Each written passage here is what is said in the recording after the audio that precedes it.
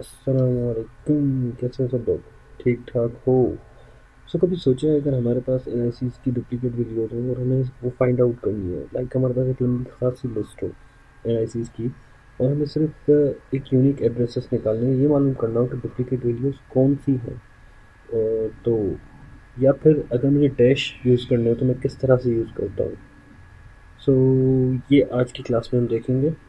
तो चलो फिर शुरू करते हैं बगैर टाइम ज़ाया किए हुए। आज हम देखेंगे कंडीशनल फॉर्मेटिंग की तरफ, क्योंकि लास्ट टाइम हमने अलाइनमेंट भी देखा था और नंबर भी देखे थे। आज हम देखते हैं कि कंडीशनल फॉर्मेटिंग का क्या काम होता है और उससे हम किस तरह से इस्तेमाल कर सकते हैं।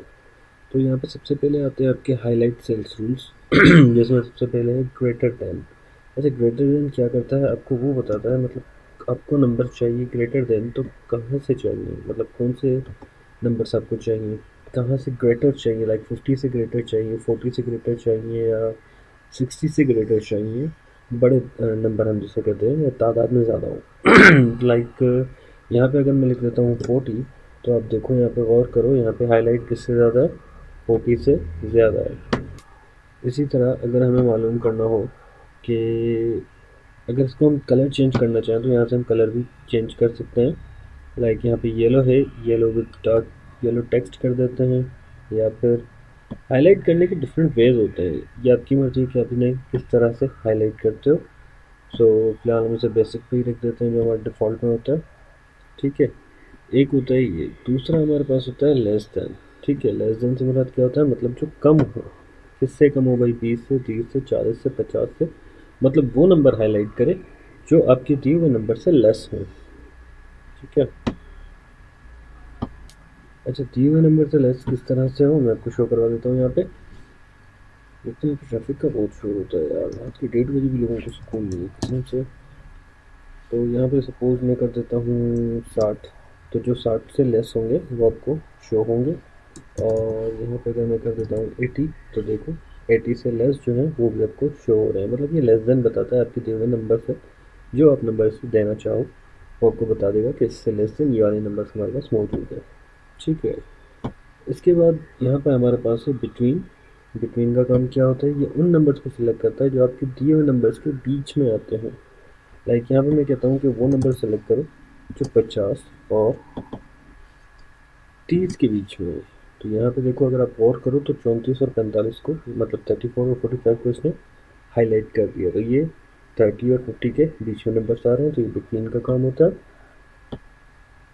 आगे देखते हैं।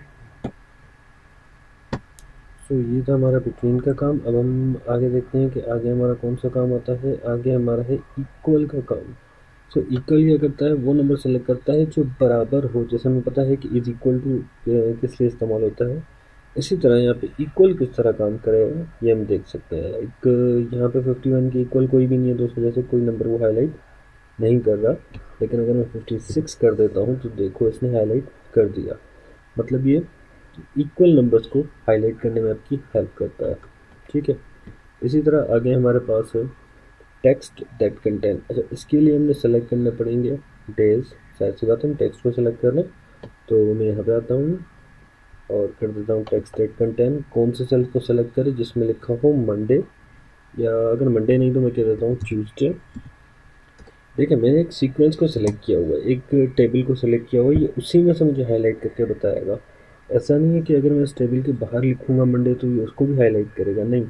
मतलब जो आप इसको टेबल दोगे, जहाँ तक आप उसको लिमिट दोगे, वो वहाँ तक आपको बता सकता है। तो अब मैंने ट्यूज दिया, तो यहाँ पे ट्यूजडे को सेलेक्ट कर लिया।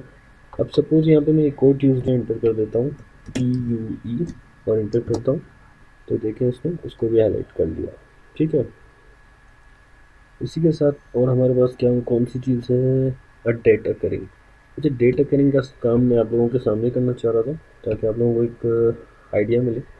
आज डेट है 01/29/2023, और अब इसे मैं यहाँ से पकड़ के हाईलाइट करूँगा, सॉरी ड्रैग करूँगा। ड्रैग करने के बाद अब देखो मेरे पास सारी डेट्स ऑटोमेटिकली आ गई। वैसे डेट में टुडे से भी कर सकता था, लेकिन टुडे में फिर ये वाला प्रोसीजर नहीं हो पाता जो मैं आपको दिखा रहा हूँ अभी। तो आप क्या करोगे, सिंपल डेट लिखोगे जो आपके लैपटॉप के फॉर्मेट के हिसाब से होगी। आप वो डेट लिखोगे, इंटर करोगे, और फिर सिंपली ड्रैग करोगे। लाइक मैंने यहाँ पे लिखी है अब मैं क्या करूँगा, इसको ड्रैग करूँगा, तो आप देख सकते हो कि ये एक मतलब सीक्वेंस में आ गई 29, 30, 31 और ये कंटिन्यू। ठीक है। सो अब हमारे पास क्या चीज़ थी वो मैं आपको बता रहा हूँ अभी। अच्छा, हमारे पास जो थी वो थी टेक्स्ट एड कंटेंट, तो उसके बाद थी डेटा करिंग। डेटा करिंग को मैंने सेलेक्ट किया और यहाँ पे मुझसे पूछ रहा है कि आपको कौन सी डेट चाहिए, कल की, आज की, या आने वाले कल की, पिछले 7 दिनों की।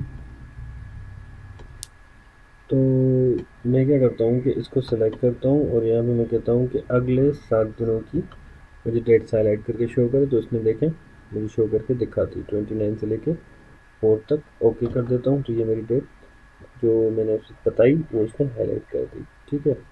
इसी तरह अब आते हैं डुप्लीकेट वीडियोस, जो हमारे बहुत ही काम की हैं। और इसमें एक और चीज़ भी मैंने आपको बतानी थी, लेकिन देखते हैं उसको भी।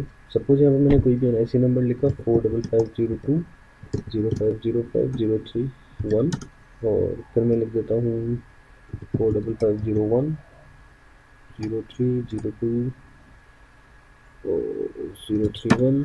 इनको हम कर देते हैं कॉपी पेस्ट ठीक यहाँ पर, और कुछ जो है हम यहाँ से डेटा ले लेते हैं अपना, कॉपी करते हैं और पेस्ट। सॉरी, दो और रह गए, तो इन दोनों को सिलेक्ट कर लेते हैं और कॉपी पेस्ट कर लेते हैं। ठीक है।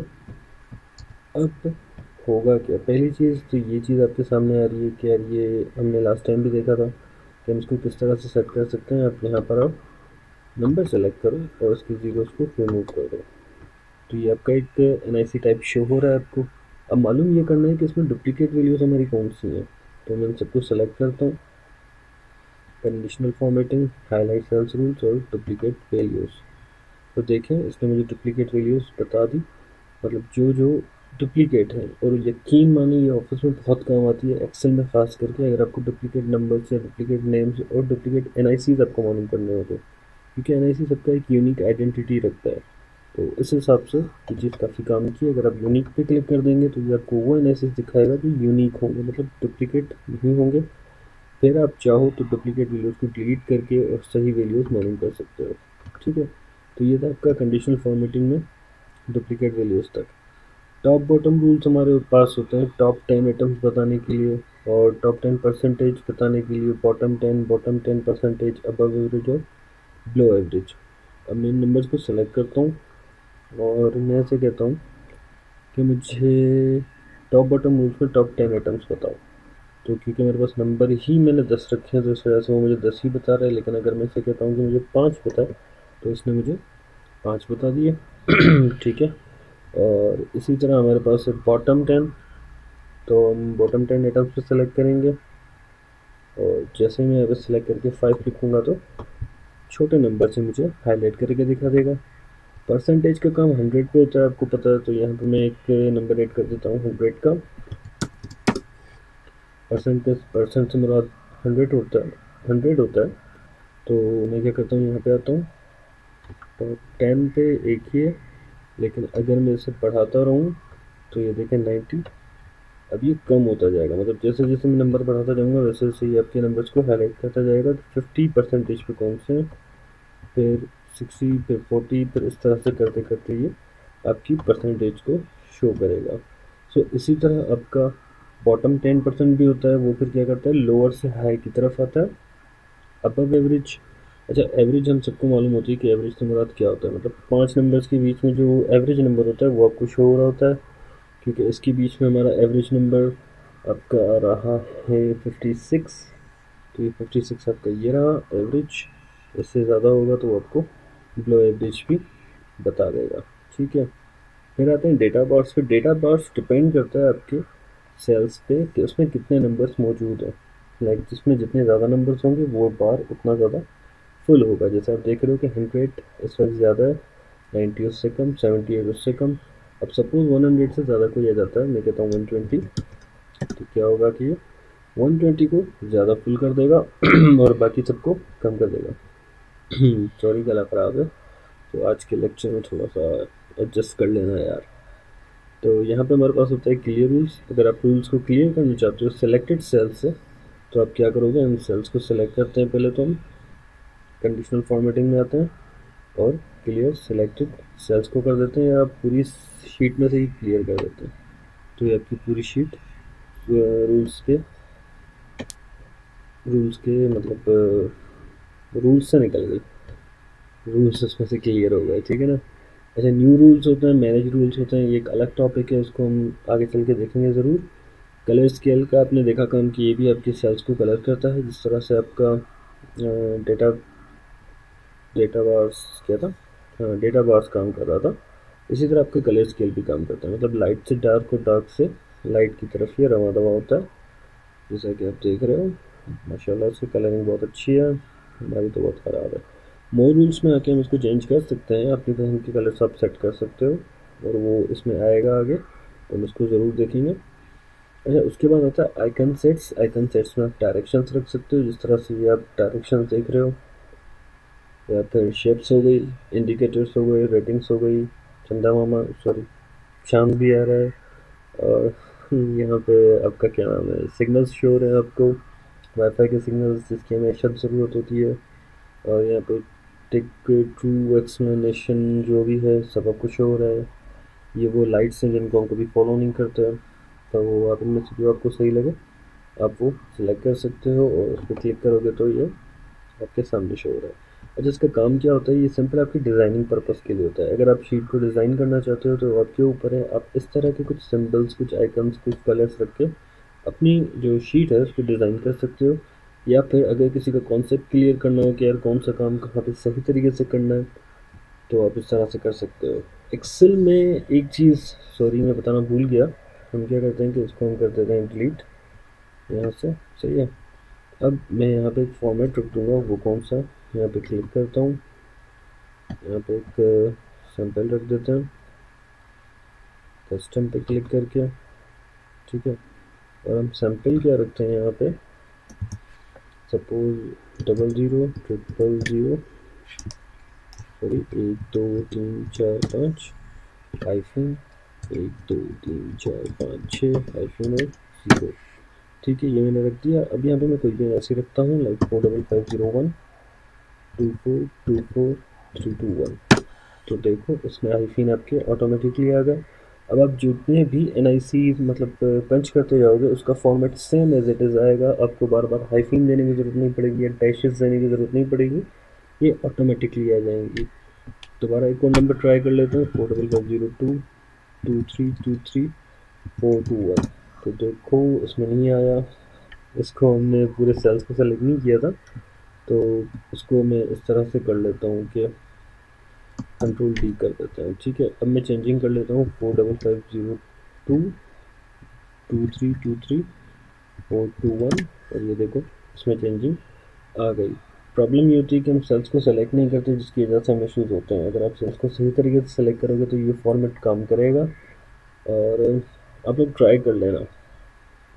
मेरे ख्याल से कंडीशनल फॉर्मेटिंग की क्लास आज लंबी हो गई है, इससे आगे फॉर्मेट स्टेबल है, आप इसको सिंपल यहाँ पे सेलेक्ट करोगे और फॉर्मेट स्टेबल पे आओगे, ये पूछेगा आप सिलेक्शन, आप बताओगे तो ये आपकी सिलेक्शन होगी, टेबल की डिज़ाइनिंग होगी। आप यहाँ से डिफरेंट टेबल्स कर सकते हो जिससे आपको अच्छे लगे। तो यहाँ पे आपकी टेबल्स हैं, ये आपके सेल्स हैं, हर सेल को आप अलग डिज़ाइन दे सकते हो जो आपको सही लगे, जो आपको अच्छा लगे, गुड बैड, मतलब स्टाइल्स हैं किस सेल्स के, वो आपके ऊपर है कि आप इनको किस तरह से इस्तेमाल करते हो नहीं करते, डिपेंड्स ऑन यू। तो यहाँ तक हमारा स्टाइल्स था और कंडीशनल फॉर्मेटिंग था। आई होप कि आपको आज आप लोगों को क्लास समझ में आई होगी। अगर क्लास समझ में आई है तो काइंडली चैनल को सब्सक्राइब कीजिए, वीडियो को लाइक कीजिए और शेयर कीजिए, और आगे भी इंशाल्लाह ऐसी क्लासेस चलती रहेंगी हमारी। वीडियोस को फॉलो ज़रूर करें और बेसिक हमेशा अपनी पक्की रखें, क्योंकि एक्सेल में जब तक आपको बेसिक पता नहीं होगी तब तक आप आगे आपको कुछ समझ में नहीं आने वाला। तो थैंक यू, आज के लिए बस इतना ही। इंशाल्लाह नेक्स्ट क्लास में हम सेल्स को पढ़ेंगे, एडिटिंग को भी पढ़ लेंगे। कोशिश करते हैं कि एक्सेल को जल्दी क्लियर करें, क्योंकि पावर पॉइंट, एक्सेस ये सारी काम की चीज़ें हैं। तो थैंक यू एंड अल्लाह हाफिज़।